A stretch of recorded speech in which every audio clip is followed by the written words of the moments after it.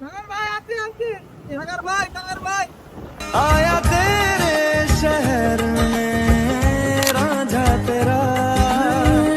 Hello viewers, আসসালামু আলাইকুম। আশা করি সবাই ভালো আছেন অ্যান্ড আমিও ভালো আছি আপনাদের দোয়ায়। আজকের ব্লগটা হচ্ছে চায়ের বাগান নিয়ে। আর চায়ের বাগানে আপনি যান নাই, চা দেখার মজাই বুঝেন নাই। যাই হোক গাইস, আর আমরা কোথা থেকে শুরু করলাম সেটা হচ্ছে আপনাদেরকে বলতে যাচ্ছি। আমরা যাচ্ছিলাম ব্রাহ্মণবাড়িয়া থেকে সাতছড়ি, আর সেটা হচ্ছে সিলেটের একটা এলাকায়।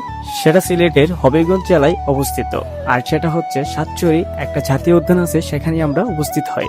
যাই হোক গাইস, সাতছড়ি এমন একটি জায়গা, আপনি যদি মনে করেন ওইখানে যান তাহলে দেখতে পারবেন যে সবুজ শ্যামলে যে ভরে গেছে সেটা প্রকৃতির সাথে, সেটা আপনাকে না দেখলে মিসই করবেন। কারণ একটি কথা কি জানেন, চা বাগানের দৃশ্য দেখলে অবশ্যই আপনার মনটা জড়াই যাবে, প্রকৃতির মধ্যে হারাই যাবেন আপনি। দেখেন আপনি आया तेरे शहर में रांझा तेरा।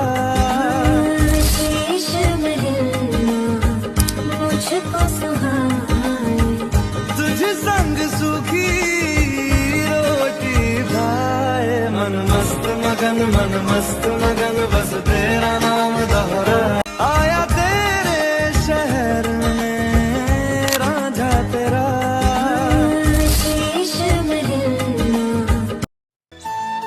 আর আপনাকে যদি চায়ের বাগানে যদি আপনাকে স্বাগতম জানানো হয় তাহলে কিন্তু অবশ্যই আপনি সিলেট শহরে যেতে হবে। আর সিলেট শহরটি হচ্ছে এমন একটি জিনিস, সেটাই হচ্ছে আপনার প্রকৃতির যে একটা মনে করেন সবুজ শ্যামল, যেটা বাংলাদেশের মধ্যে অন্যতম।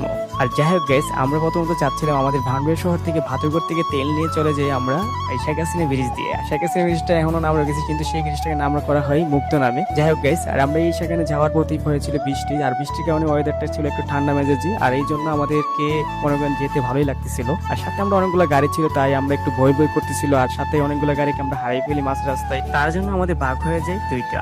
যাই হোক গাইস, আর এখানে আমরা সবাই চিনতাম, কারণ যার যার গাড়িতে সে ছিল, আর আমরা দুজন করে যাই একটি গাড়িতে, যাতে আমাদের কোনো কষ্ট না হয়।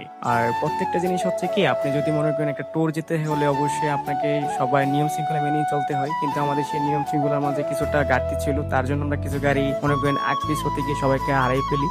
তারপরে আমরা কি মনে করেন ওই যে চা বাগানে কয়েকটা শুট নেই, চা আবার ড্রোন দিয়ে, ড্রোনের শুট গুলো কিন্তু কেমন লাগছে আপনি একটু জানাবেন, কারণ ড্রোনের শুট গুলো দেখছেন পুরোটা সাতছড়ি আমরা ক্যাপচার করার চেষ্টা করি। আর চারদিকে শুধু চা বাগান আর চা বাগান, কেমন লাগলো গাই। যাই হোক, ভিডিওটা এখানে শেষ করে দিচ্ছি। আশা করি সবাই ভালো থাকবেন, আর যদি ভিডিওটা ভালো লেগে থাকে অবশ্যই ভিডিও শেয়ার করে দেবেন। আর সবাইকে জানাই আসসালামু আলাইকুম, আল্লাহ হাফেজ।